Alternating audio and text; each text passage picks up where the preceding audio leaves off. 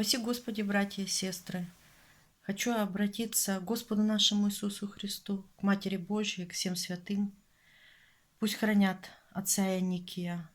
Пусть на земле будет больше таких старцев. И пусть никакое зло не сможет их победить. Я была у отца Ионикия.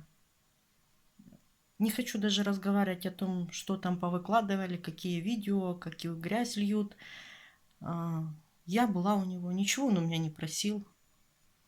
Никаких требований, ничего. Я даже с подарками уехал, мне кошку подарил. Но дело в том, что я уехала оттуда без многого.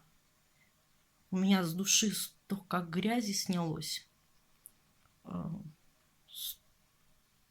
Я, наверное, второй шанс в жизни получила жить.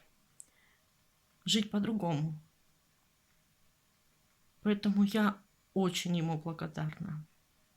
Я хочу, чтобы такие старцы были на земле. Пока они есть, будет православие, будет все хорошо.